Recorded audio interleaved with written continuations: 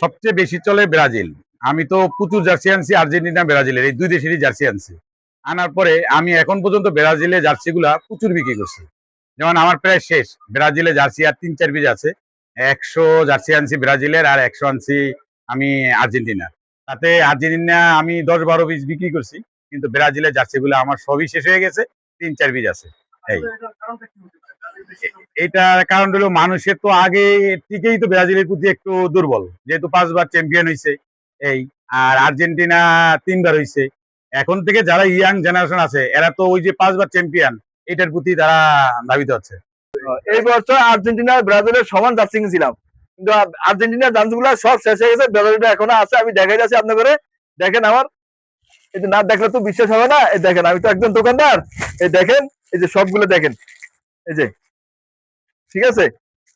অথচ Argentina jersey যা আছে সব সেল হয়ে গেছে। এগুলো তার ভক্ত বেশি আর্জেন্টিনা।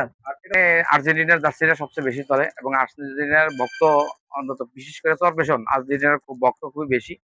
পাশাপাশি ব্রাজিলেরও ভক্ত আছে বা পর্তুগাল আছে, হ্যাঁ জার্মানির আছে, বিভিন্ন রাষ্ট্রের মোটামুটি সবচেয়ে বেশি আর্জেন্টিনার জার্সি বেশি চলে এবং ভক্ত বিশেষ করে বাচ্চারা সবচেয়ে বেশি আর্জেন্টিনার ভক্ত।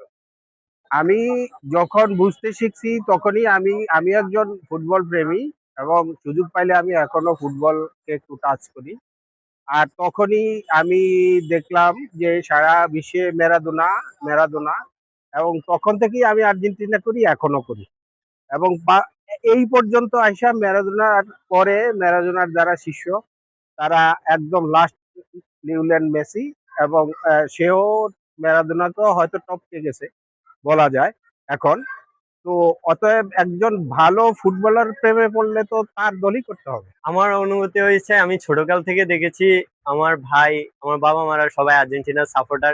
এই জন্য আমি ওই দিক থেকে দেখে আর্জেন্টিনার সাপোর্টার হয়েছি। বাট আমার মেসি, ডি মারিয়া, ওদের খেলা অনেক দেখতে ভালো লাগে বা ওদের ফ্যান।